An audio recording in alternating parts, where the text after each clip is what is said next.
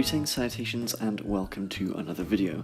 Now today I would like to tackle the Anet printers, which appear to be a cheap Chinese brand that started appearing on the market about 8 months ago now. I have to excuse the sirens. I'm not entirely sure what's going on, but that happens to be outside the flat. So yeah, the Anet A8s, the Anets, I saw them appear about 8 months ago. The first time I saw or even heard of the brand was this poor guy who wanted to upgrade his firmware. So I did a little bit of digging at that time. I discovered that the board was a homebrew one and was based on the Sanguino. Now what the issue was here was that the Anet wasn't supported by Marlin or Repetier as far as I could see. The Sanguino, the files, the driver files for it had last been updated in 2012, so that was 4 years ago at the time, 5 now. And yeah, you had to backgrade your version of Arduino a lot to be able to actually upload any of the information. Now all of this was proving a huge hassle. It was a huge headache for me, especially as this wasn't a printer I was working on myself.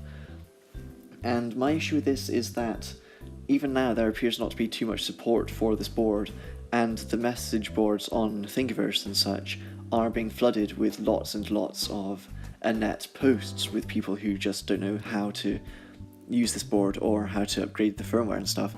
And my advice from the get-go has always been, until someone supports this board fully in Marlin or Repetier, just scrap it, get yourself a Ramps board or a GT2560. If you do like the printer, if you do want a nice cheap and cheerful printer, then fair enough, go for the Anet, but the moment you do get it, just scrap that motherboard and get a new one, because it's just going to save you so much more hassle in the future.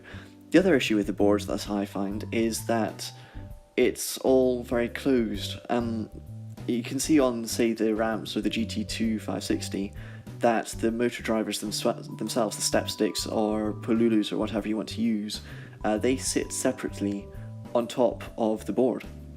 Now in the Anet, this is integrated within the board, which means that the moment one dies, you either have to figure out how to solder that up yourself, which may be difficult or impossible, or you need to scrap the entire board and get a replacement.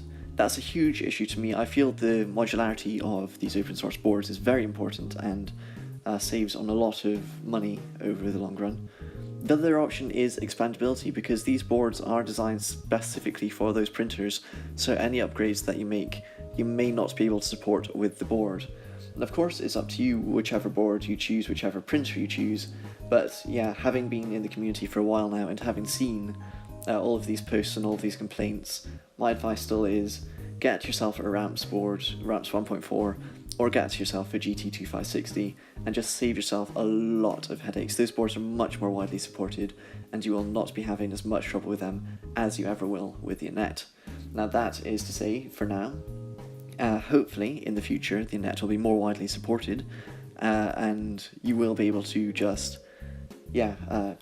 upgrade your firmware more easily on the board. I mean, it'll never be more expandable, but one hopes. So with that said, I hope you have taken this to heart. If you have any comments on this, or you have another opinion, or you even think that I'm talking complete nonsense, let me know down in the comment section below. I would be interested to hear other people's experiences, especially those who have actually had a successful and good time with the Anet. So thank you very much for watching, and I shall see you again next time. Goodbye.